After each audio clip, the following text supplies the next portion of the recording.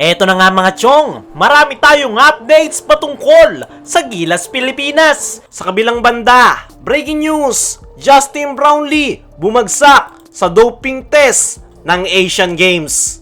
SBP, open sa suggestion ng PBA na magkaroon ng long-term plan ang Gilas. Nitong mga nakalipas nga lang na araw mga chong, sa press con interview ng Gilas officials ay kinall out nga nitong si Al Francis Chua ang samahang basketball ng Pilipinas na paghandaan na yung paparating na FIBA Asia at Olympic qualifier.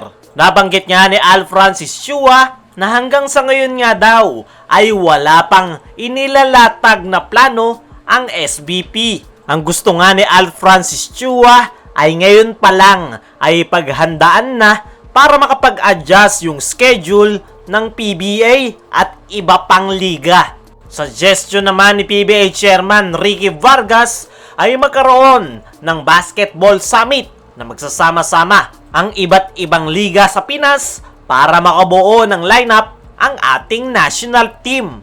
At mukhang may sagot na nga ang SBP dahil ayon nga sa article ng ESPN Asia ay sinasabing SBP open to talks over Gilas Pilipinas long-term future after being called out by PBA. Sumagot na nga sa itong si SBP President Al Panlilio na open nga daw sila sa mga suggestion ng PBA officials. At hindi na nga daw kailangang sabihin yan dahil nagawa na daw niya last FIBA World Cup. Hindi nga lang daw FIBA Asia at Olympic qualifying tournament ang paghahandaan ng ating national team, kundi pati na rin yung next FIBA World Cup sa 2027. Noong tanungin naman kung sino yung magiging panibagong head coach ng Gilas dahil pansamantala lang si Coach Tim Cone, ay open nga daw ang SBP para sa foreign head coach. Kung ako ang tatanungin mga chong, ay okay naman itong si Coach Tim na umawak ng Gilas Pilipinas.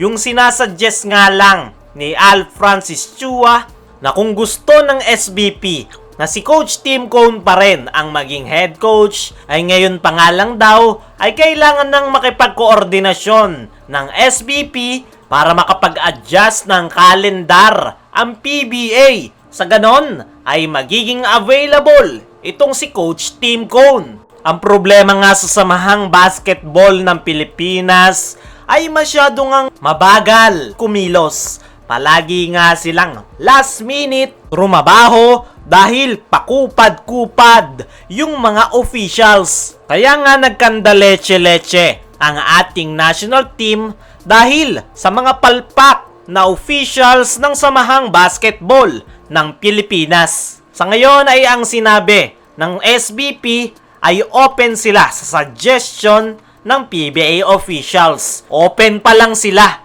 Pero hanggang sa ngayon ay wala pa rin silang kilos na ginagawa. Nabanggit nga ni Al Panlilio na open sila sa foreign head coach. Pero wala pa nga silang ginagawang aksyon at mukhang gusto pa yatang ibalik si Coach Chot Reyes. Eto real talk mga chong, sa kakupadan na ginagawa ng SBP ay hindi malayong palpak na naman ang mangyayari.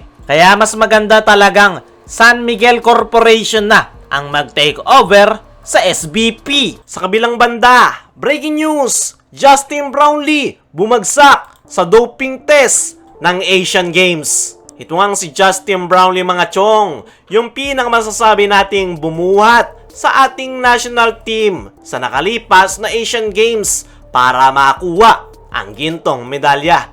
Isa nga sa napagandang performance ni Brownlee ay ang nakalipas na semi-final round kontra sa host country na China matapos nitong magpaulan ng mga clutch 3-point shot. Yun nga ang naging dahilan kung bakit nakapag-advance ang Gilas sa final stage. Pero kagabi nga mga chong ay may lumabas na masamang balita dahil ayon niya sa article ng Spin.ph ay sinasabing Justin Brownlee failed Asian Games doping test, says ITA. Ang nakuha nga daw na sample para sa Gilas Pilipinas naturalized player ay carboxy THT na nakikita sa cannabis o marijuana. Bukod kay Justin Brownlee ay nagpositibo naman itong Jordan Gunner na si Sammy Bizay at ang nakita naman sa kanya ay steroid. Sa ngayon nga mga chong ay wala tayong idea kung madidisqualify ba ang pagkuha ng gintong medalya ng ating national team matapos magpositibo nitong si Justin Brownlee.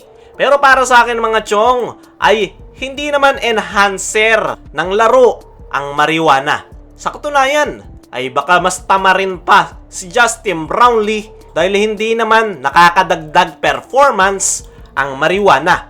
Yung masama ay yung sa Jordanian player na si Bizay kung saan steroids yung nakuha sa kanya, kung saan ay isa nga yang performance enhancer.